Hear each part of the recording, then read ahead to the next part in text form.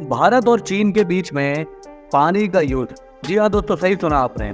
चीन हमेशा इंडिया को धमकी देता था कि इंडिया का चिकन नेक चीन के पास है, चीन जब चाहे उसको तोड़ मरोड़ सकता है और हमारी 7 नॉर्थ ईस्ट की स्टेट्स को इंडिया से अलग कर सकता है। अरुणाचल प्रदेश पे तो हमेशा से अपना कब्जा जमाता ही आया है और साथ ही में जम्मू कश्मीर के ऊपर भी अपना अवैध कब्जा जताता है। लेकिन अब जबकि G20 समिट और मोदी जी के नेतृत्व में मोदी जी ने भारत को सामने रख के चाइना के मुंह पे करारा तमाचा दिया। लेकिन ये जंग सिर्फ पैसों की, इकोनॉमी की या फिर वेपन्स की नहीं है, ये जंग उससे ज्यादा भयानक और खतरनाक है। चाइना के पास 4 ऐसे हथियार हैं जिसकी वजह से वो भारत के अंदर तबाही ला सकता है, और वो 4 वेपन कोई विमान, कोई बॉम्ब या कुछ ऐसी चीज नहीं है। वो 4 हथियार हैं ब्रह्मपुत्र, कोसी, इंडस और सतलुज नदियां। जी हाँ दोस्तों, आपने सही समझा। ये 4 नदियों का बहाव जो है वो चाइना के अंदर से निकलता है। वो जो हिमालय का रीजन है जो कि चाइना के पास है, और वो जब चाहे उनका रुख मोड़ सकता है, उनका बहाव तेज कर सकता है, उनका बहाव रोक सकता है। लेकिन मोदी जी के नेतृत्व में आज ऐसा डैम बनकर तैयार हो गया है जिससे भारत भी चीन को मुंह तोड़ जवाब दे सकता है। भारत भी ला सकता है चीन के अंदर तबाही। पूरी जानकारी के लिए वीडियो अंत तक जरूर देखें। अभी तक अगर आपने चैनल को सब्सक्राइब नहीं किया है तो प्लीज सब्सक्राइब द चैनल और बेल आइकन दबाना मत भूलना। भारत और चीन के बीच महायुद्ध। भारत में मानसून आ गया है, नॉर्थ ईस्ट में बाढ़ के आसार बने हुए हैं। वैसे ही चाइना में भी धमाधम बारिश हो रही है। नॉर्थ ईस्ट के कई रीजन के अंदर बाढ़ के आसार बने हुए हैं। असम के अंदर बहुत ही ज्यादा बारिश हो रही है। चाइना हमारे खिलाफ पानी और नदियों को इस तरीके से ऐसे वेपन के रूप में इस्तेमाल करता है बार बार कि जिसकी वजह से इंडिया के और नॉर्थ ईस्ट के रीजन के लोगों को बहुत परेशानी झेलनी पड़ती है। चाइना के पास 4 बड़े हथियार हैं जो कि ब्रह्मपुत्र, कोसी, इंडस और सतलुज नदियां, जो कि चाइना के कब्जे वाले तिब्बत से निकलते हैं और भारत में एंटर करते हैं, जहां वो एक विशाल रूप ले लेते हैं। भारत में आने के बाद ब्रह्मपुत्र की जो ट्रिब्यूटरी है, सियांग नाम है जिसका, 2018 में उसने नॉर्थ ईस्ट में बाढ़ ला दी थी।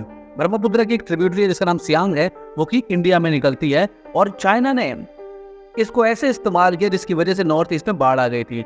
2017 में डोकलाम हाइड्रोलॉजिकल डेटा शेयर करने के लिए भारत ने कई बार चीन को बोला, लेकिन चीन ने हमेशा इनकार कर दिया और अनसुना कर दिया। देखिए, डोकलाम का ऊपर बहुत सारे विवाद हुए थे। वो डेटा था क्या एक्चुअली वो डेटा ये था कि जो नदियां भारत में चीन से निकल के आ रही हैं, उनका डेटा चाहिए था भारत को, ताकि हमें मालूम पड़ सके कि किस नदी के अंदर कितना बहाव है, कितना पानी है, और जो चीन के अंदर डैम है वो कितना बहाव को रोके हुए हैं, और अगर उन्होंने छोड़ दिया तो नॉर्थ ईस्ट रीजन के अंदर बाढ़ आ सकती है, और अगर पानी रोक लिया तो सूखा पड़ सकता है। वो सारा डेटा हमें चाहिए था ताकि अगर बाढ़ या सूखे के आसार पड़े तो फिर हमारी देश की सरकार वहां के लोगों को सही समय पे वहां से निकाल ले, ताकि सबकी जानें और उनकी प्रॉपर्टी सुरक्षित रहें। डोकलाम विवाद बहुत पहले से चल रहा था, लेकिन चाइना हमेशा से अपनी औकात दिखाता आया है।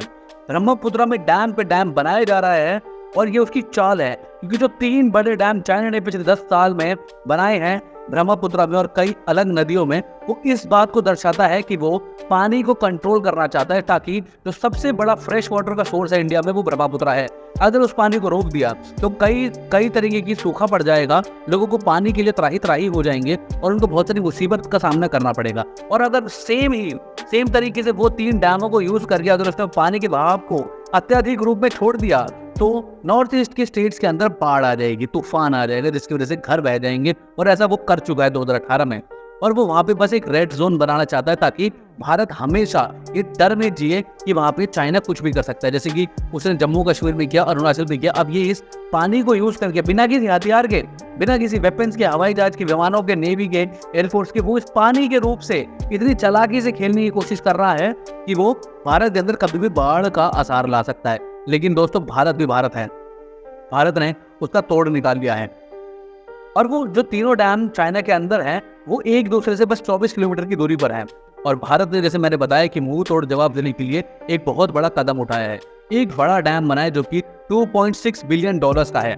2003 में ही उसकी शुरुआत हो गई थी, लेकिन बहुत सारे विवादों की वजह से और एनवायरमेंटल प्रोटेस्टर्स की वजह से उस डैम को बनना रोकना पड़ा, और कोर्ट के भी आदेश थे। लेकिन फाइनली अब जाके उसका काम पूरा हो गया है, और 2 गीगावाट की बिजली जनरेट करेगा ये डैम, जिससे कई सारे लोगों को बिजली की समस्या तो दूर होगी, लेकिन वो पानी को कंट्रोल भी कर सकेगा भारत, ताकि नॉर्थ ईस्ट के लोगों को सही समय पे पानी मिल सके।